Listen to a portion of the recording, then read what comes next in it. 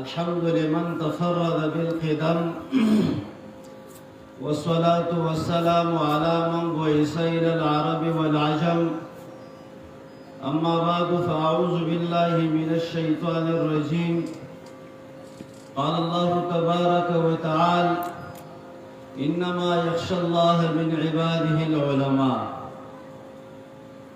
ډېرې خبرې ناراضي او دې کولی شو، خو یو خبره ګټل غواړي چې مشن د محمد رسول الله صلی الله علیه وسلم څو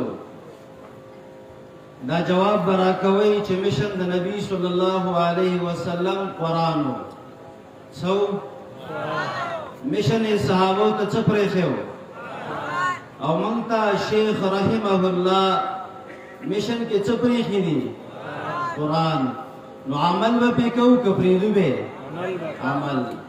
عمر بن عبدالعزیز رحمه الله وویل: احوج من امام قوال الى امام فعال. منګه د کار خلق پکار دی، بیکار خلق خو دنیا ګرځي. مشن د نبی صلی الله علیه وسلم قرآن، مشن د صحابو قرآن. مخکې ګورو د صحابو دور ته صحابي د ایران د بادشاه مخې ته ولاړ دی. د ایران بادشاه ورته وایي چا رالیږلی؟ صحابي ورته جواب کې وایي: الله ابتعثنا، زه خپله نه یم راغلی، زه الله رالیږلی ما. بیا ورته وایي څه له راغلی؟ هغه صحابي ورته وایي: لنخرج العباد من عبادة العباد إلى عبادة رب العباد. نو مشن د قرآن دا دی چې خلق د تیارون راو بسرنا تا. مشن د جناب رسول الله دا و چې خلق د تیارون راو باسا رنا تا. مشن الحمدلله د اشاعتم دا دی چې خلق د تیارون راو باسرنا تا. بیا ورته وایي هغه صحابي ورته وایي: كنا نلبس الشعر والوبر.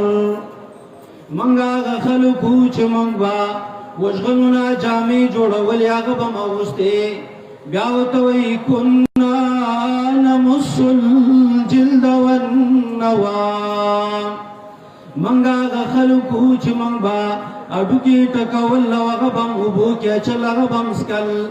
كنا نمس الجلد والنوام. منګ هغه خلکو چې سرمنې به م چوپلې. فمن الله علينا إذ بعث فينا رسولا. الله په موږ باندې احسان وکړو چې موږ کې محمد رسول الله راغی. الله په پښتون قوم باندې احسان وکړو چې الله پکې شیخ رحمه الله پیدا کړ. ګنې اوس به موږ قبرونو ته پراته اصحاب بوی برانه تللی پوه شولې. پخوا به هغه تو صابونونه وو، بدعتي ملا به پې ولامبل څښه بوی به ترې روان و. نو موږ به هم چې دی اوس به قبرونو ته پراته وې. دا د الله رحم و، دا د الله فضل او کرم و په پښتون قوم باندې. په اشاعت کې به تکلیفونه راځي، په اشاعت کې به مصیبتونه راځي، لیکن موږ به کلک ولاړ یو. موږ به د امیر محترم اطاعت ته کلک ولاړ یو. حضرت فاطمه جناب رسول الله صلی الله علیه وسلم ته وایي: اے د الله پیغمبره، زه تا ته په مخلوق کې انتهایی ګران یم، خو ته زما بابا یې. تا نه تپوس کومه هغه تکلیف چې تا باندې په احد کې راغلی و، د هغې نه ډېر تکلیف په تا راغلی دی او که نه دی راغلی. ورته وایي: بچی، هغه ډېر د تکلیف او د مصیبت ورځ وه چې کله د طایف خلکو ما ته ویله: اخرج من أرضنا قد نجست أرضنا. لاړ شه زمونږ د دې ځمکې نه وځه، وځه زمونږ د دې علاقې نه. تا زمونږ ځمکه پلیته کړله. مصیبت به راځي، ګزارونه به هم راځي، تکلیفونه به هم راځي. یو عالم انګریزانو نیولی دی او یو جنۍ ورته راولېږله. کله چې جنۍ کېناستله، عالم وږی دی، تږی دی، مشکلاتو کې دی. ورته وایي: هر خبره چې ته وې زه دا منم، خو ما ته وګوره. لیکن عالم نه منله. کله چې ماښام شو، جنۍ د بادشاه مخې ته وایي: إلى من باستني إلى حجر أو شجر فإنه لا ينظر ولا يأكل ولا يشرب. تاز چاته لګلې ما هغه ماته کتلې نه، هغه زما د لاس نه اوبه نه څښل، زما د لاس نه خوراک نه کو. نو ستا خبره به څنګه ووایي؟ الله دې موږ له تاسو د عمل